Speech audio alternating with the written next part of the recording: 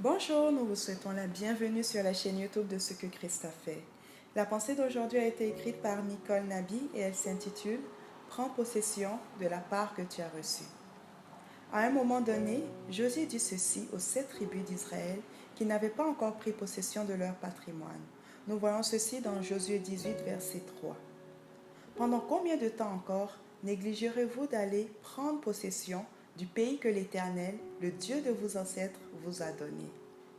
Suite à cette interpellation, un plan d'exploration a été mis en place et le territoire conquis a été partagé en 7 sections.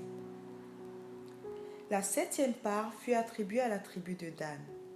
La chose qui a retenu mon attention est que la Bible déclare dans Josué 19, verset 47 ceci.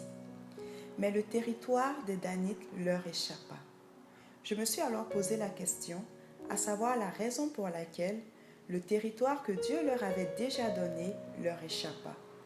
C'était pourtant un acquis. Comment quelque chose d'acquis peut leur échapper des mains? Est-ce parce qu'ils avaient eu peur d'aller de l'avant? Quelque chose les retenait ou les en a empêchés? Bien souvent, c'est ce que nous faisons avec ce que Dieu nous a déjà donné comme part. Il peut s'agir d'un emploi, peut-être des études ou peu importe. Dieu t'a rendu habile dans tes études, peut-être que tu as terminé avec succès.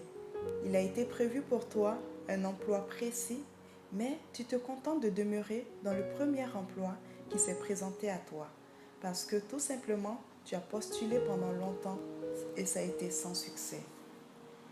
Ma question pour toi est la suivante. Est-ce la part que tu as reçue?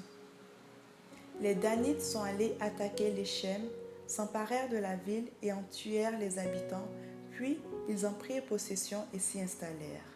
Si nous regardons la liste que comprenait le territoire des Danites dans Josué 19, verset 41, nous verrons que les Shem n'étaient pas la part qui leur avait été attribuée.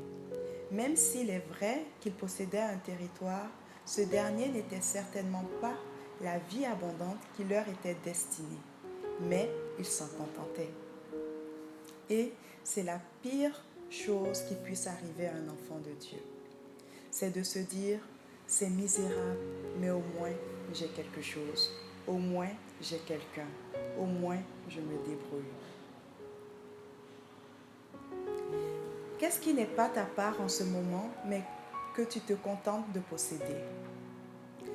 Tant que ce n'est pas la part que Dieu t'a donnée, il te sera difficile de vivre pleinement. Les Danites se sont contentés de l'Échem, comme Abraham vécut pendant des années à Charan, qui veut dire pays du petit fruit, jusqu'à la mort de son père. Il finit par prendre la ferme résolution que même s'il était confortable, mangeait bien, etc., ce territoire n'était pas sa part. Il fallait qu'il rentre pleinement dans la volonté de Dieu, dans sa destinée, afin de bien jouir de ce que ce grand Dieu avait prévu pour lui. Es-tu dans la même situation que les Danites? Dieu t'appelle à sortir maintenant et à aller prendre possession de la part qui a déjà été prévue pour toi. Va par la foi. Le choix te revient. Amen. Si vous venez sur cette chaîne pour la première fois, je vous invite à vous abonner et vous recevrez chaque semaine des messages inspirants qui viendront vous accompagner dans votre marche chrétienne. N'hésitez pas également à partager cette vidéo et à aller nous visiter au www.cequechristafait.com. Pour toutes vos interrogations concernant la foi, vos témoignages de ce que Jésus a fait dans votre vie et enfin vos besoins de prière, nous vous donnons rendez-vous sur notre site web dans l'onglet témoignages pour nous partager votre témoignage ou dans l'onglet tour de prière pour nous partager vos sujets de prière et vos questions. Aussi, nous vous attendons sur notre page Facebook de Ce que Christ a fait pour moi. N'hésitez pas à la liker, à la partager à vos familles et vos amis. Merci et que Dieu vous bénisse.